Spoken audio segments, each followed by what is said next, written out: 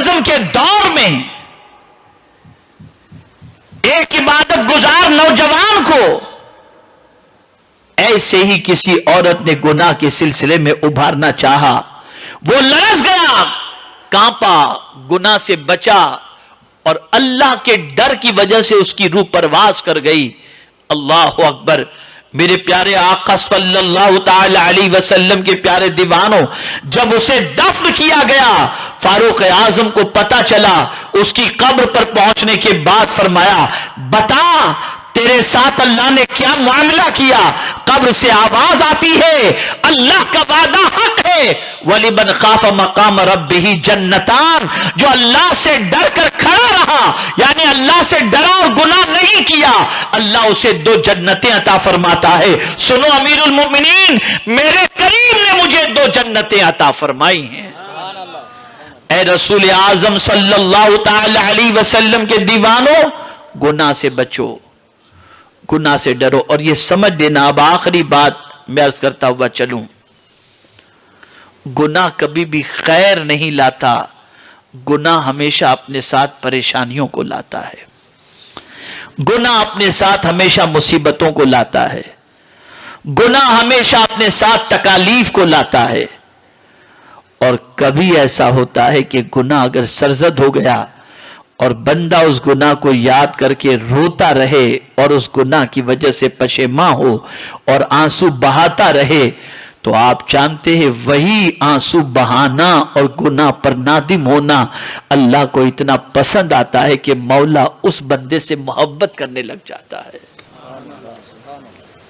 تو یاد رکھو، کبھی کسی چھوٹے گناہ کو چھوٹا نہ سمجھنا، یہ مت سوچنا یہ تو چھوٹا گناہ ہے۔ میں آپ کو مثال کے ذریعے سمجھا کر اپنی گفتگو کو اختتام کی طرف لے کر چلتا ہوں۔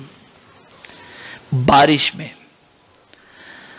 آپ اپنے کپڑوں کو سنبھال کر راستے سے گزرتے ہیں کہ کہیں چکڑ کے چھینٹے آپ کے کپڑے پر نہ اڑ جائیں اور آپ کا کپڑا خراب نہ ہو جائے۔ جب آپ نکلتے ہیں دامن کو بچاتے ہوئے چلتے ہیں، لیکن 2-4 چھینٹے اگر آپ کے کپڑے پر اڑ گئے اور آپ نے دیکھ لیا کہ اب کپڑا پیچھے سے گندا ہو چکا ہے، تو پھر آپ اپنے دامن کو چھوڑ دیتے ہیں کہ اب گندا تو ہو گیا، اب کتنا بچانا۔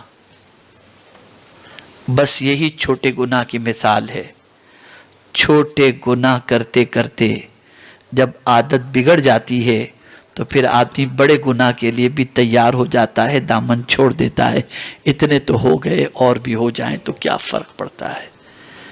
اس لیے فرمایا گیا چھوٹے گناہ کو چھوٹا سمجھ کے کرو مت۔ وجہ کیا ہے؟ وجہ کیا ہے؟ کبھی ایک چھوٹی سی چنگاری پوری بستی کو جلانے کے لیے کافی ہو جاتی ہے۔ ہو سکتا ہے ایک چھوٹا سا گناہ جہنم میں جانے کا سبب بن جائے، اور اسی طریقے سے کسی چھوٹی نیکی کو چھوٹا سمجھ کے چھوڑو مت۔ ہو سکتا ہے جس طریقے سے مرنے والے کو پانی کا ایک قطرہ زندگی دے دیتا ہے، ایسے ہی ایک چھوٹی سی نیکی اگر تم کر لو تو ہو سکتا ہے مولا اسی نیکی کو تمہاری نجات کا ذریعہ بنا دے۔ تو اے رسول اعظم صلی اللہ علیہ وسلم کے دیوانوں، حدیث کی روشنی میں یہ سمجھ لو، آقا کریم صلی اللہ علیہ وسلم نے فرمایا جب تمہاری نیکی تمہیں خوش کر دے اور تمہارا گناہ تمہیں غمگین کر دے، پس تم مومن ہو۔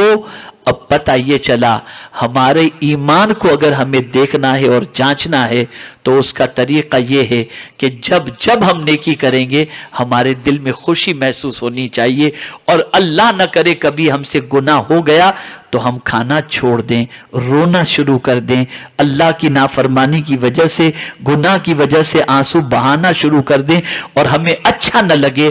اگر ہماری یہ کیفیت بن جاتی ہے تو رسول اعظم فرماتے فانت مؤمن، تو مومن ہے۔ اور اب اگر ایسا کوئی مومن بن گیا تو قرآن کہتا ہے وَأَنْتُمُ الْأَعْلَوْنَ إِن كُنْتُم مُؤْمِنِينَ، اب کامیابی تمہارا ہی مقدر ہے اگر تم کامل مومن بن جاؤ۔ تو کامیابی اسی طرح سے حاصل ہوگی جب ہم ایمان کے تقاضوں کو پورا کریں گے اور کامل مومن بن جائیں گے۔